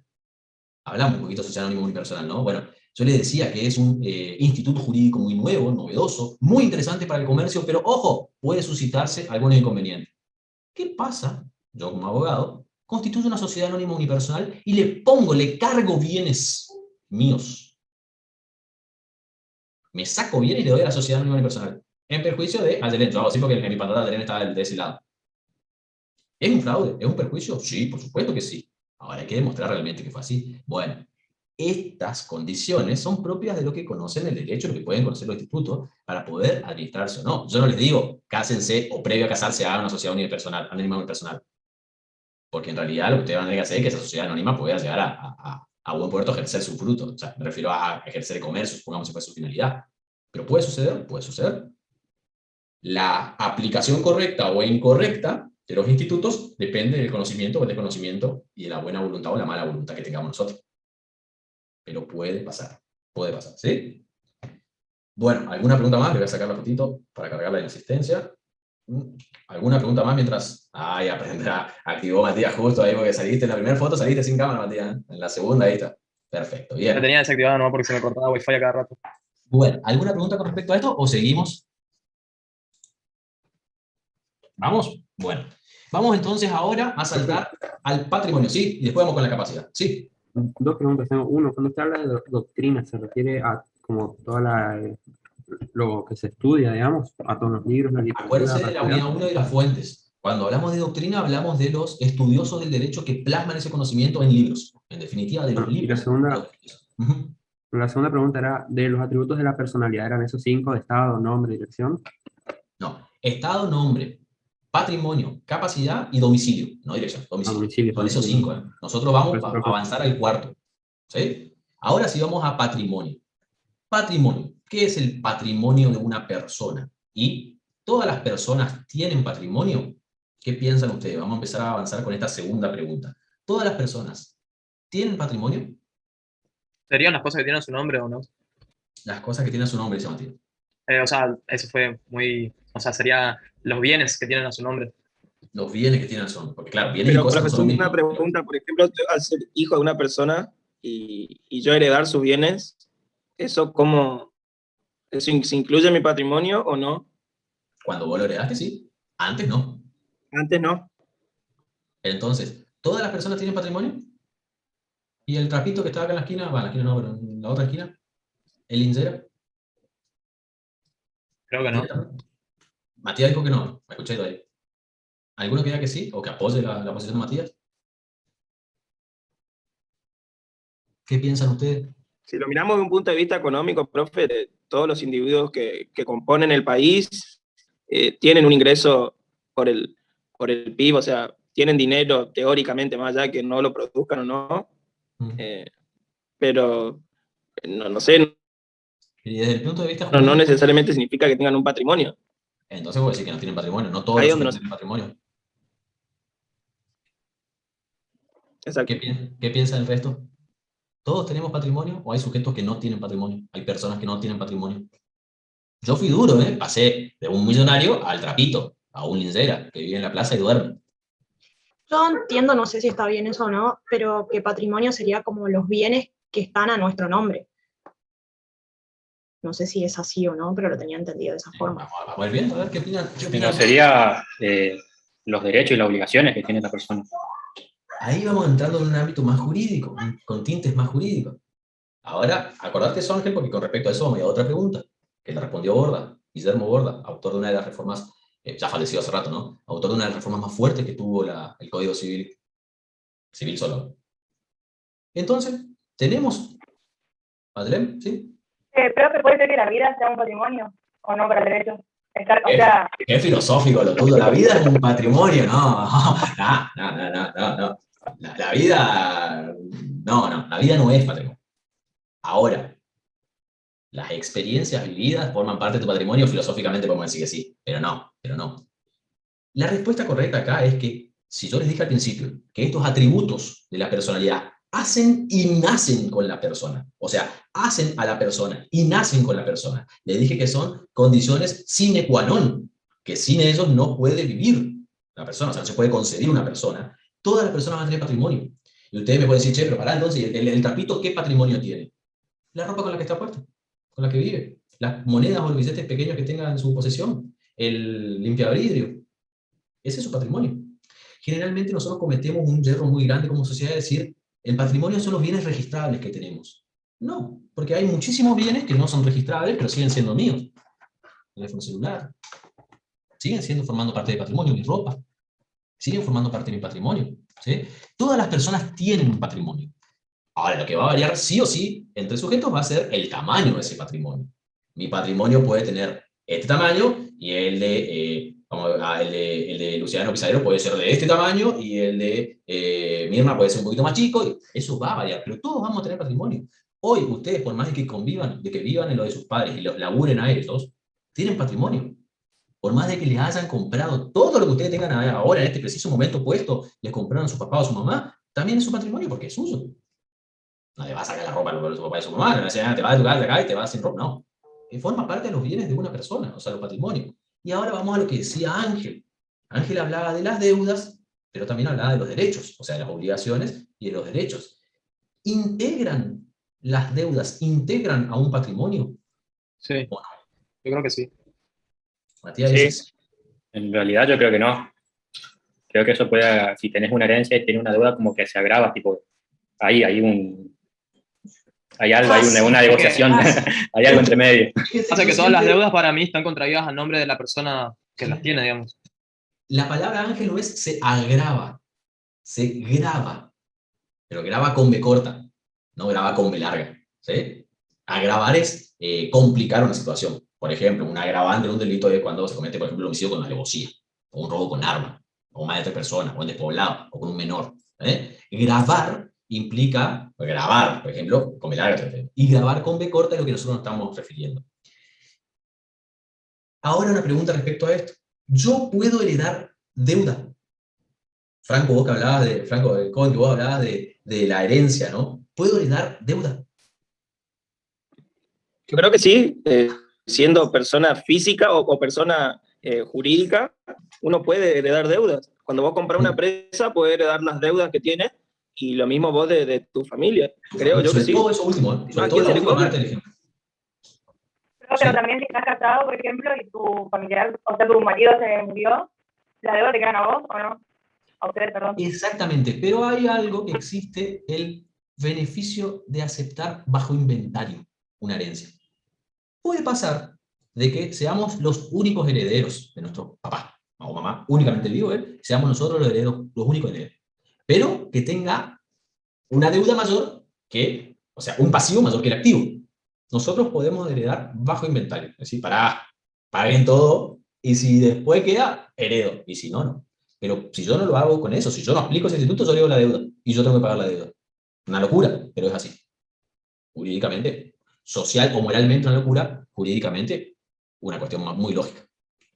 Y como hablábamos hoy, que decía Ángel, las deudas, y lo dijo Borda así, no sé si lo googleaste, Ángel, pero está perfecto, casi perfecto, porque agravan nomás, pero Guillermo Borda decía que en realidad las deudas no conforman el patrimonio, sino que lo gravan. ¿Qué significa? A mis activos le tengo que restar mis pasivos, y lo que queda de eso, ese es mi patrimonio. ¿Sí? Eso es lo que sostenía Borda. Como doctrina mayoritaria, hay doctrina minoritaria siempre, y dice que no, que también las deudas forman parte del patrimonio porque también se pueden heredar y demás. Pero en realidad siempre se va a hacer ese balance. ¿Sí? ¿Me van siguiendo? Ese pensamiento es correcto, el de Borda. No forman parte del patrimonio las deudas, sino que lo gravan. ¿Sí? ¿Y qué es entonces el patrimonio? El patrimonio es ese conjunto de bienes de una persona. Bienes en general, porque los bienes pueden ser materiales o inmateriales. ¿Sí? Pueden ser tangibles o intangibles, pueden ser derechos también. Nosotros podemos tener derechos, podemos tener acciones en una empresa. Ese concepto del conjunto de bienes que constituye, el conjunto de bienes de una persona es el que constituye su patrimonio, es el que también estaba dado en el artículo 2312 del Código Civil. Mi memoria siempre me hace recordar los artículos de 4 números, de 4 cifras separados de dos en dos. ¿Sí? 2312. 2412 era el viejo posesión vale título. ¿Qué significaba el viejo posesión vale título? De que cuando un bien no tiene forma de ser acreditado por ejemplo, un registro, o de alguna otra forma, el que lo tiene es el dueño. Una presunción, iuris tantum también. ¿Sí? Esto yo no tengo, supongamos que no existe factura de este disco externo, pero lo tengo yo, se presupone que es mío. A menos que haya otra prueba que diga, no, es de Ángel. ¿Por qué? Porque Ángel se lo prestó, acá hay una filmación, acá hay un contrato de comodato, lo que fuese. ¿Sí? Bien, continuamos. Hablando también de patrimonio, no tenemos que olvidarnos de que el patrimonio en el derecho civil es lo que nosotros vimos, pero en el derecho comercial, en el derecho mercantil, el patrimonio es la garantía común de los acreedores. Es de donde se van a cobrar mis acreedores. ¿Sí? Eso es desde el punto de vista patrimonial, pero mercantil. ¿Sí? Bueno, cuando nos referimos ahora sí a el último atributo, tenemos que explicarlo detenidamente. Queda el atributo de capacidad. Cuando nosotros hablamos de capacidad, tenemos que saber que la capacidad es la aptitud para adquirir adquirir derechos y contraer obligaciones. ¿Que tienen quiénes? Las personas. Repito entonces, la capacidad es esa aptitud que tienen las personas para adquirir derechos y contraer obligaciones. ¿Sí? Existe la capacidad de derecho, por un lado, y existe la capacidad de hecho. por el otro lado. Y a su vez existe lo que yo siempre le llamo la prima mala, pero no sé por qué yo ocupo la palabra prima, pero no porque sea discriminatorio a las primas, sino que vendría a ser la mala de la película, o lo feo, es la incapacidad. ¿Sí? La regla es la capacidad, la excepción es la incapacidad. Repito, incapacidad y no discapacidad. Incapacidad. Bueno, la capacidad de derecho, y cuando ustedes tomen nota, hagan especial, se remarquen con un color o mayúscula, esta capacidad de derecho es la aptitud que se requiere en una persona para ser titular de derechos y de obligaciones. Remarquen titular, ¿sí? Para yo poder ser capaz de derecho, tengo que ser apto para ser titular de derechos y de obligaciones. La regla es esa que yo les decía. Todas las personas son capaces de derecho. Todas las personas son capaces de derecho. No se puede concebir, o sea, no se puede aceptar una persona incapaz de derecho de manera absoluta. ¿Qué significa esto? Que no puede aceptarse la incapacidad absoluta de derecho. Pero sí pueden aceptarse las incapacidades relativas de derecho. Supongamos, ¿por qué yo digo? A ver, voy a intentar ver si ustedes tienen pensamiento jurídico, pensamiento legislativo en este sentido, de por qué yo hablo de que no puede sostenerse una capacidad absoluta de derecho, y sí una incapacidad relativa de derecho. ¿Qué piensan? ¿Por qué no puede existir una incapacidad absoluta de derecho?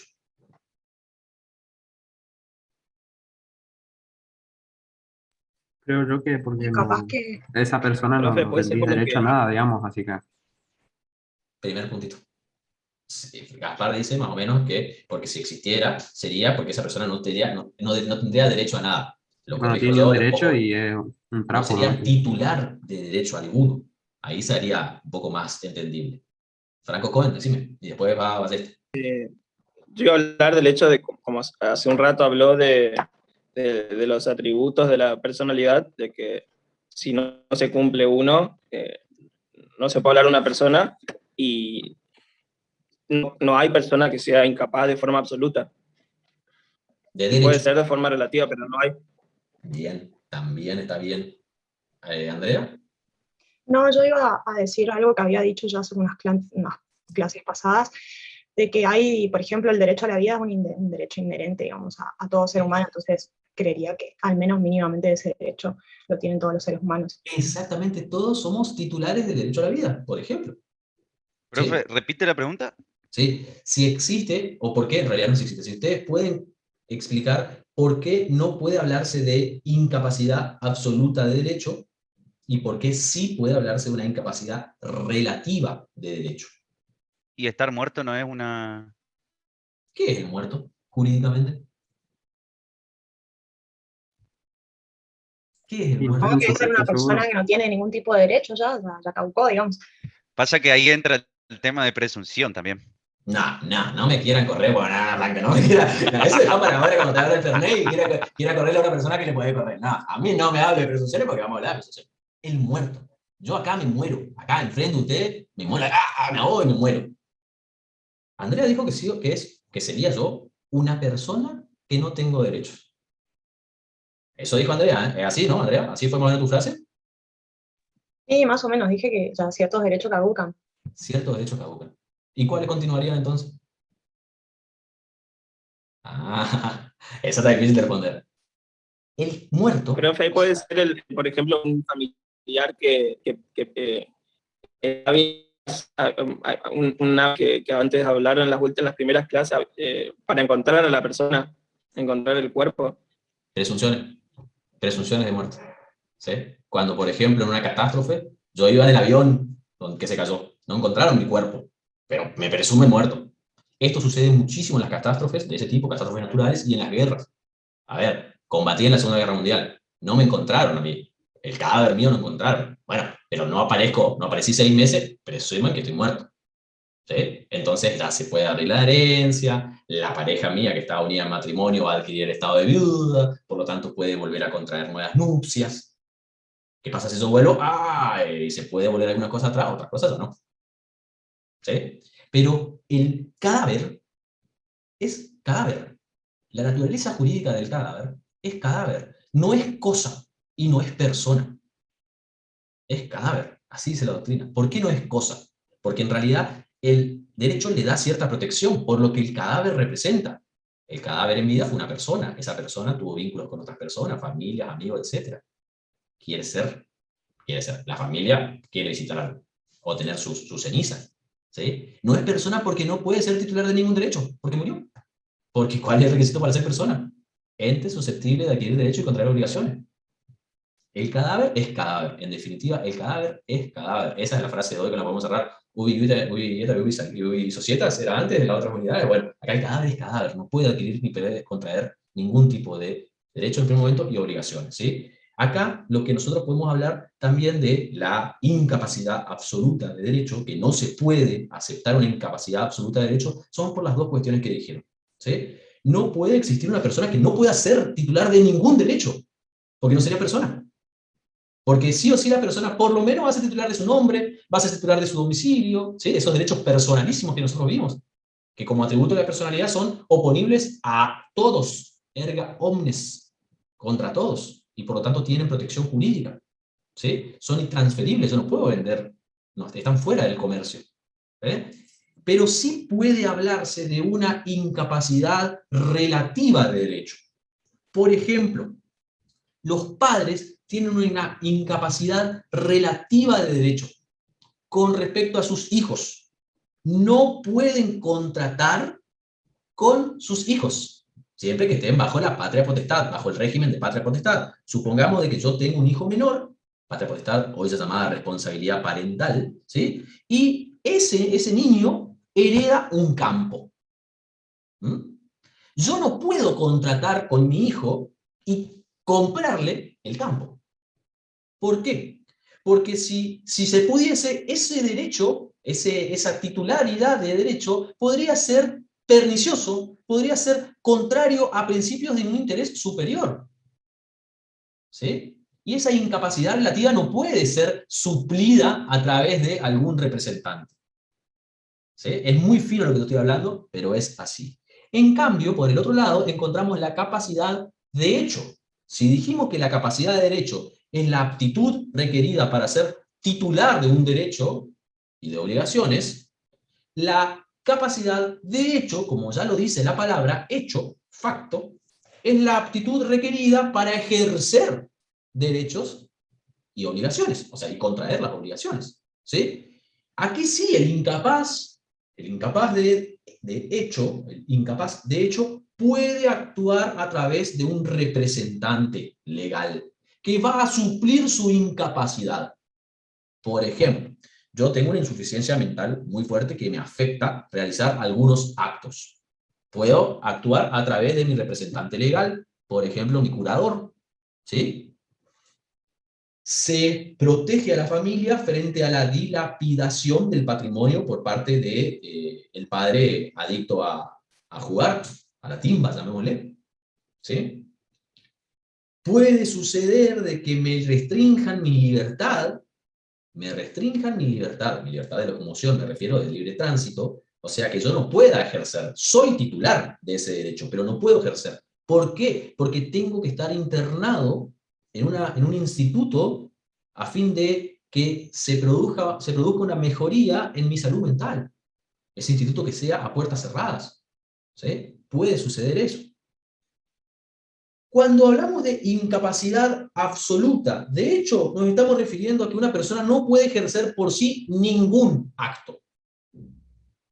Y cuando hablamos de incapacidad relativa, de hecho, estamos refiriendo a que esa incapacidad es solamente contra algunos actos, como lo que estuvimos viendo en los ejemplos.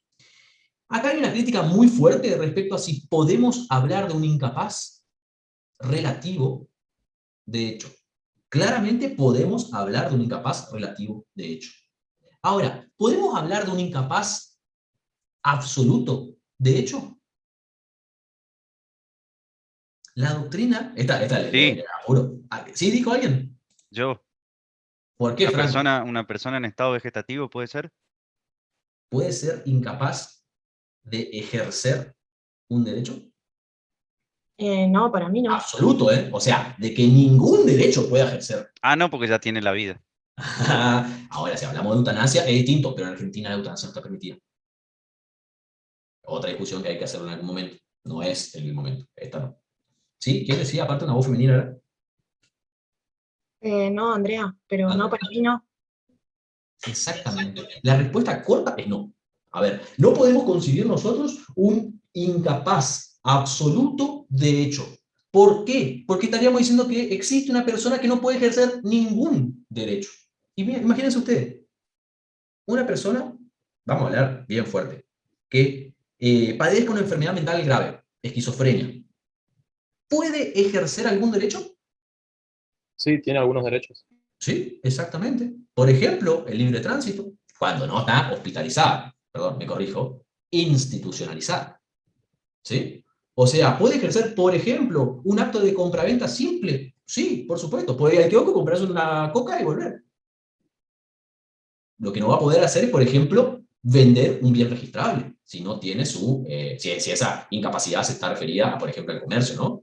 O que lo que no va a poder hacer es casarse, si no tiene la aprobación de su tutor o curador. Y generalmente acá hablamos de curadores, o sea, personas adultas, mayores de edad, que tienen esa discapacidad, perdón, esa incapacidad, ¿sí? Entonces, la doctrina dijo, no, tampoco podemos hablar acá de incapaces absolutos de hecho, porque todas las personas pueden realizar cuanto menos pequeños actos jurídicos. Por ejemplo, yo les digo, ir al kiosco y comprarse una gaseosa. O tomarse un colectivo y pagar el pasaje. O sea, utilizar el transporte Profe, público. mi ¿Sí? tío tiene esquizofrenia y él puede manejar, tipo, puede circular libremente, todo, tipo, no, es como una persona normal, solamente que tipo, está medicado casi todos los días y tipo, tiene su limitación, digamos. O sea. Exacto. Puede ser que ellos hayan detectado de que pueden manejar algo. Eso implica una responsabilidad grande. O sea, él evidentemente medicado es una persona casi normal, llamémosle, sin ánimo de ofender. Pero puede suceder también que vayamos a los chicos o a las personas, no chicos, a las personas que tienen síndrome de Down. Vieron que una de las características más hermosas que ellos tienen es la posibilidad de sentir muchísimo más que nosotros, pero lo que no tienen muchas veces es el valor de las cosas. Entonces, cualquier otra persona podría aprovecharse de esa inexperiencia, desde ese desconocimiento, o también, llamémosle, desde esa incapacidad, y hacerle firmar cualquier papeleta, cualquier contrato, y hacerle, por ejemplo, vender una propiedad que tenga su nombre. En esos momentos, para esas actividades, ellos sí o sí tienen que actuar con sus curadores. Si se produce un acto sin su curador, es un acto nulo, de nulidad absoluta. ¿Qué significa? Que no existió. Así de sencillo, ¿sí? Bueno, ¿cuáles son los incapaces de hecho? Los incapaces de hecho absolutos, considera la doctrina, perdón, el Código Civil Viejo, el 54, el artículo 54, dice las personas por nacer. Sí, es cierto, las personas por nacer son incapaces absolutos, porque no pueden ejercer ningún derecho. Es cierto, esa incapacidad va a ser relevada y se va a transformar en una incapacidad, va a pasar de ser incapacidad absoluta, de hecho, a ser una incapacidad relativa cuando nazca con vida. ¿Sí? Los dementes pueden tener una capacidad restringida, esto puede ser relativo. Los dementes me refiero a una persona que padezca alguna enfermedad mental. Los sordomudos que no saben darse a entender por escrito son considerados incapaces absolutos por el código, pero eso ya fue modificándose, avanzando, y hay jurisprudencia que dicen que en realidad son incapaces relativos, porque pueden llevar adelante. A ver, si se sientan en un café y cualquiera hace esta seña, sabe que se está refiriendo a un cortado. ¿Sí? No sé, si pide, había una forma de pedir un chop, ya ni me acuerdo, hay actos que son inequívocos. Si se van a una parada de colectivo, bajo una garita y levantan la mano, el transporte público va a parar.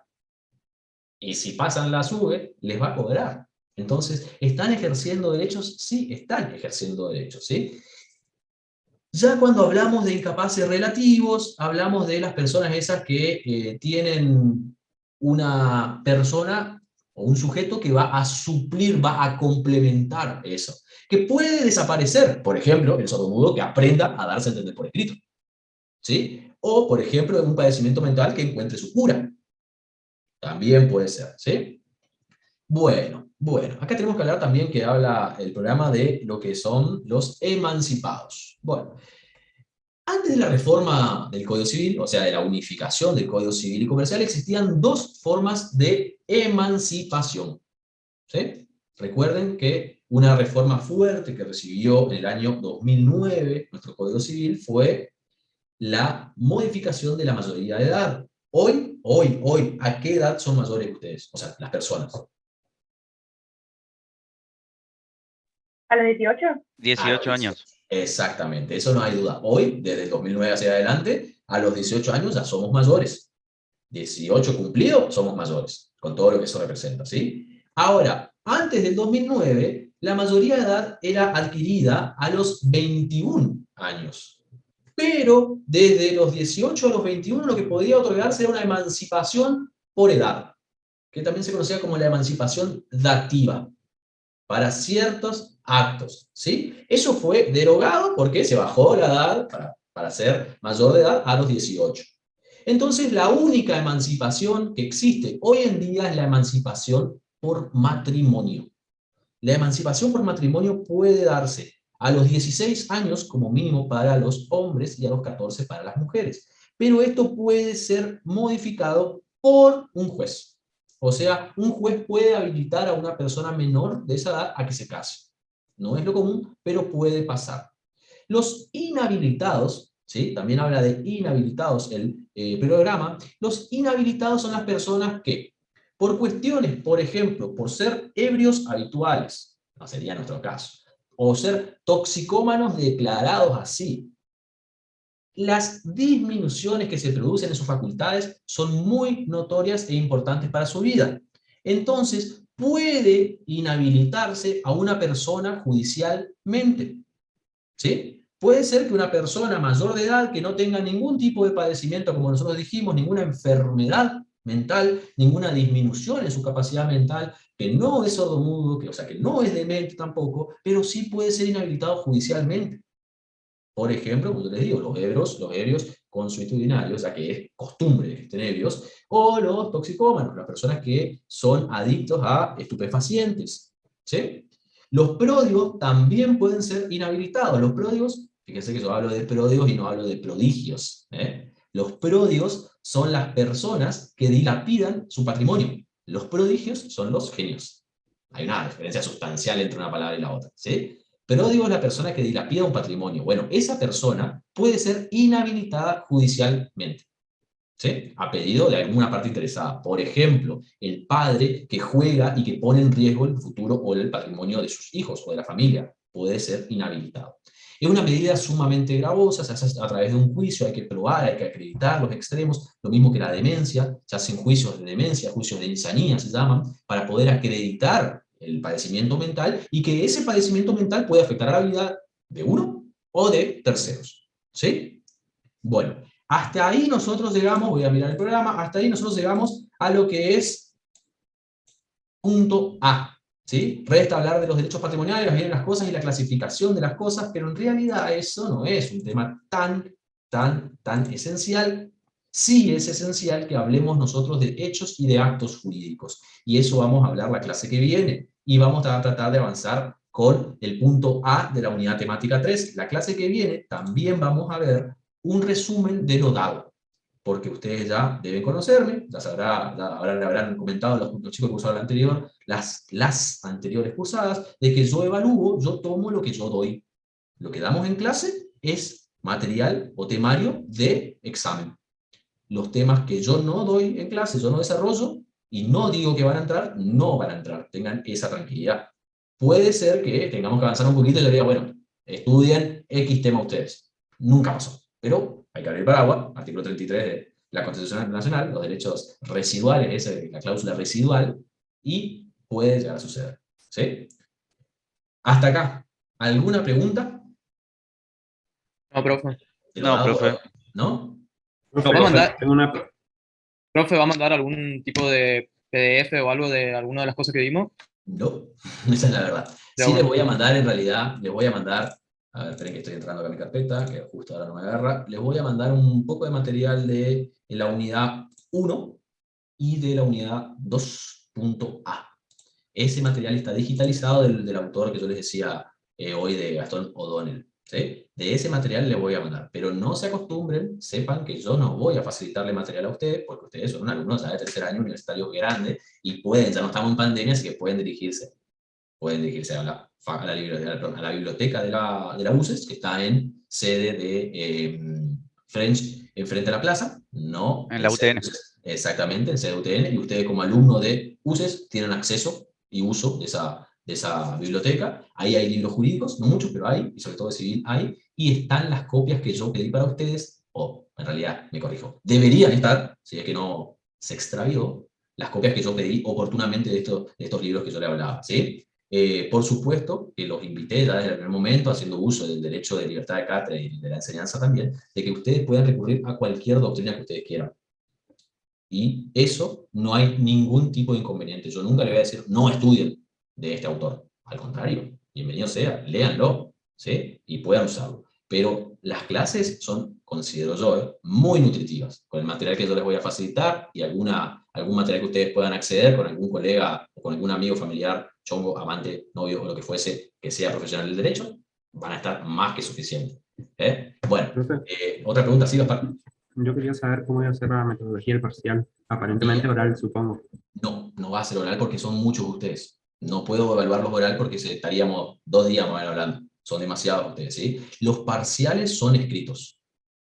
Las evaluaciones finales, examen libre, ahí sí, examen final me refiero, ahí sí es oral. Pero parcial, o sea, primer parcial, segundo parcial y recuperatorio, escrito siempre, ¿sí? A desarrollar, pero con preguntas puntuales, de los temas dados y preguntas puntuales. Temas del programa que ustedes tienen que desarrollar. Siempre esos puntos a hablar. Es así. Profe, ya que estamos en una consultita, ¿tiene idea o alguna novedad de la vuelta a la presencialidad o ninguna noticia? No, nada, ni un correo siquiera, la verdad, nada. Hoy pasé por la sede nuestra, por Pellegrini y Ayacucho, estaba abierta porque el Bedelía está trabajando, en algunas horas están trabajando ahí, pero no hay ninguna noticia de presencialidad. Yo les dije que muy probablemente hasta el primer parcial sigamos así, estimo que va a continuar así. Tal vez no veremos en los finales, tal vez. Mi deseo sería lo mejor. Después de los primeros parciales vamos a volver a la presencialidad, así como algunos sí, algunos no, pero eso es mentira según. Yo no me atrevo a ser tan duro como Bachelet, pero sí es cierto. ¿Por qué? Lo que se hablaba era una flexibilización, una semipresencialidad. Supongamos que ustedes son 30 y pico, vamos a hacer 30. Bueno, los primeros 15 de la lista tendrían clase conmigo hoy, presencialmente. Los otros 15 estarían en la reunión de Zoom y verían la clase, pudiendo participar también. La clase que viene, los 15 que la miraron virtualmente hoy, irían a sede presencial, y los que estuvieron presencial hoy irían a sede virtual, o sea, mirándola por Zoom. Ese era el proyecto, esa era la idea. Pero si todavía tenemos que mantener 2 metros de distancia,